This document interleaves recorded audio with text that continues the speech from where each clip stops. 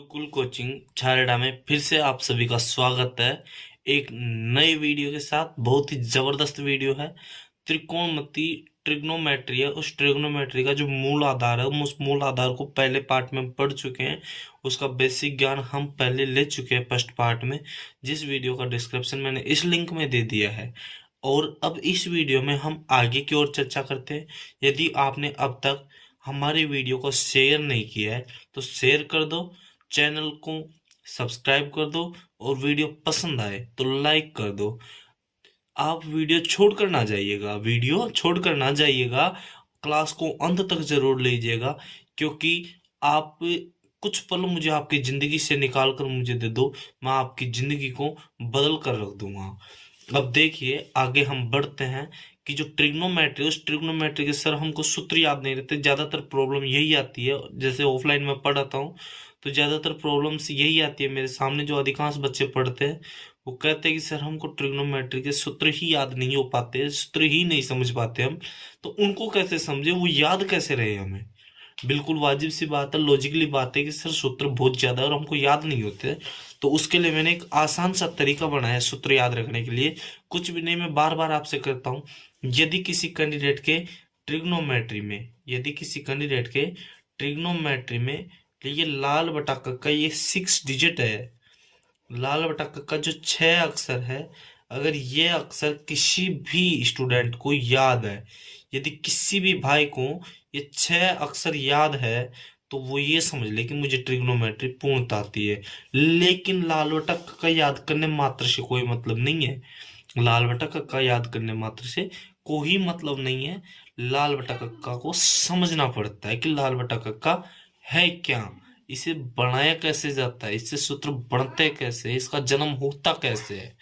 ठीक है, तो आज हम इसी का जिक्र करेंगे।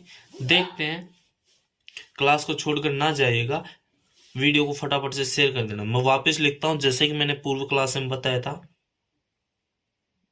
साइन थीटा, यहाँ पे क्या लिखूंगा, कोस थीटा, यहाँ पे कमेंट करके बताओ,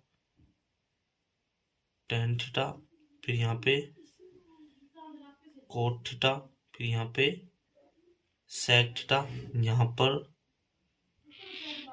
कोसेक थीटा। बिल्कुल मैंने इतना ही लिखा था भाई, sine theta, cos theta, tan theta, cot theta, sec theta, cosec theta. मैंने आपको ये भी बताया था कि त्रिकोणमिति होती है, उसमें हम एकमात्र त्रिभुज का अध्ययन करते हैं। कौन सी त्रिभुज का? समकोण त्रिभुज का।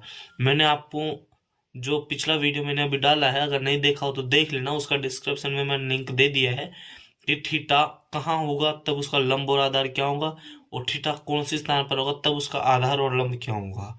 तो मैंने ये सारी चीजें पहले बता दी है पहले क्लास में, तो उस वीडियो का लिंक मैं इस वीडियो के डिस्क्रिप्शन में डाल दूंगा, ताकि आप उसे वहां से देख लेना।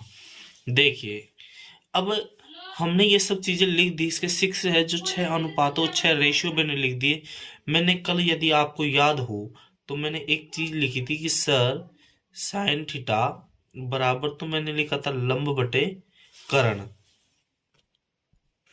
हाँ सर, हमको याद है कि साइन थीटा बराबर आपने लंब बटे कर्ण लिखा था। हमने दूसरी चीज एक और याद लिखी थी, कोसेक थीटा के बराबर क्या लिखा था, कर्ण बटे लंब। एक चीज और मैंने क्या लिखी थी, कोसेक थीटा बराबर क्या लिखा था मैंने, कर्ण बटे लंब। क्या आप ये चीज देखो, क्या इस साइन थीटा को मैंने लंब बटा कर्ण लिखा है और कोसेक थीटा को कर्ण बटे लंब लिखा है, क्या एकदम उल्टा है क्या? एकदम उल्टा। क्या नीचे वाली चीज इसमें ऊपर आ रही है? बिल्कुल आ रही है। इसमें ऊपर वाली चीज नीचे आ रही है? बिल्कुल आ रही है। यानी इसका एकदम ये उल्टा हो रहा है ना, इसका एक उल्टा ये हो रहा है, इसका उल्टा। यानी इसका उल्टा तो कौन हो रहा है, ये, और इसका उल्टा कौन हो रहा है, ये। यानी अगर आप लिखते हो कि सर साइन थीटा, तो आप साइन थीटा को आप क्या लिख सकते हो, 1/कोसेक थीटा, 1/कोसेक थीटा। बिल्कुल भाई, बात समझ में आ गई। 1/कोसेक थीटा हम इसको लिख सकते हैं सर। दूसरा, 1/कोसेक थीटा में इसे लिख सकता हूं, तो गुरुजी अपन कोसेक थीटा को भी तो लिख सकते हैं ना। देखो बेटा, कोसेक थीटा भाई, अरे एक बात बताओ, जब मैंने साइन थीटा का उल्टा कोसेक थीटा बन रहा है, तो कोसेक का उल्टा भी तो साइन थीटा बन रहा है ना। तो मैं लिख सकता हूं 1/साइन थीटा। 2 सूत्र कंप्लीट हो गए अपने, बिल्कुल कोई दिक्कत नहीं है। ठीक है, अब मैं एक बात बताओ, ये दोनों मैं इसके नीचे एक मान लो, इसके नीचे कितना मान लो एक, और इसके नीचे भी एक मान लो।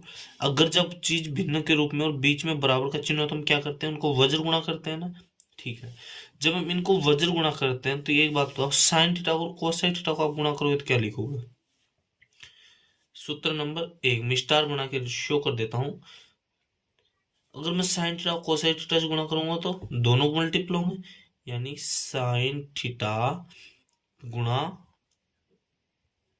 कोसेक थीटा बराबर बराबर का बराबर रख दिया। अब अपन एक को एक से गुणा करते तो कितना आएगा एक, यानी अपने को ये पता चला कि sine theta into cosec theta को यदि मैं गुणा करता हूं तो कितना आता है, एक आता है। कितना आता है, एक आता है। बिल्कुल समझ गए, ठीक है। इसके बाद हम आगे बढ़ते हैं। देखो, इसके बाद हम आगे बढ़ते हैं।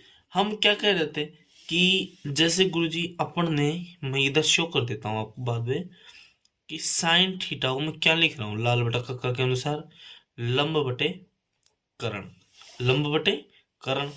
और मैं कहूं कि कोस थीटा को मैं क्या कहता हूं, आधार बटे करण।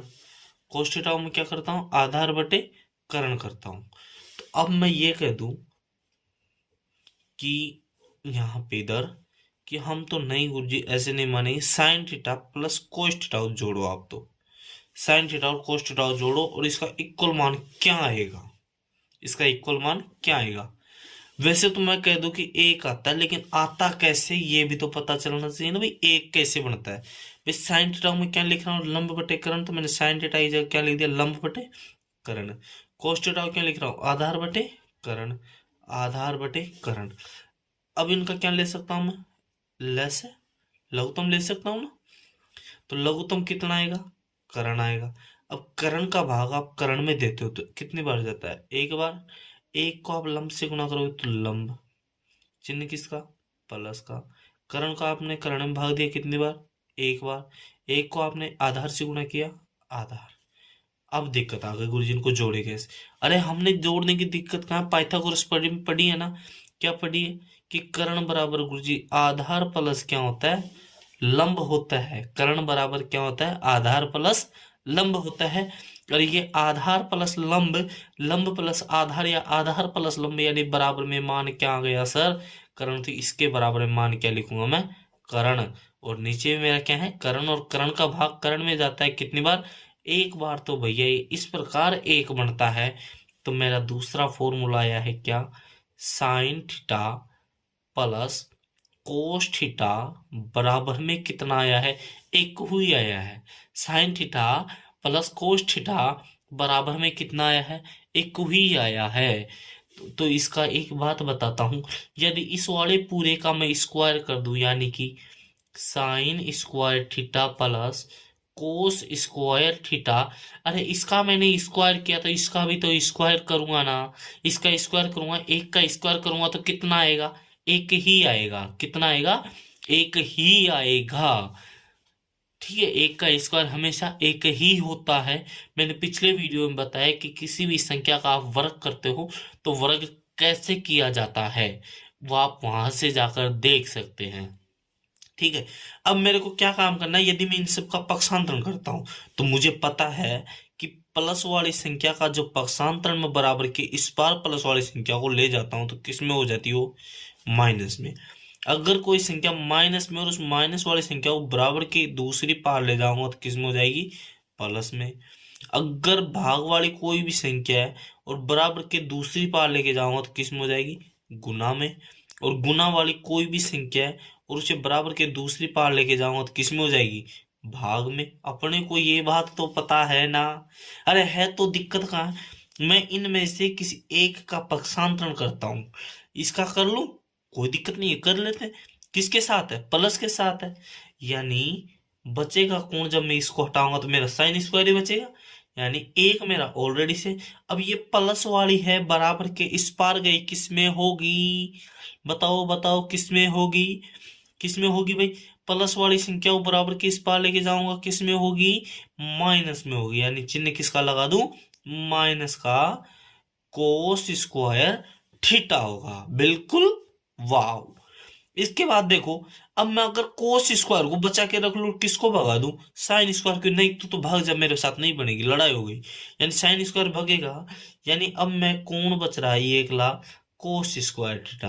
अब यानी एक का तो एक ही रहेगा ना। अब ये किसका है फिलहाल पता नहीं गुरुजी, क्यों, क्योंकि इसके साथ तो कोई चिन्ह नहीं है।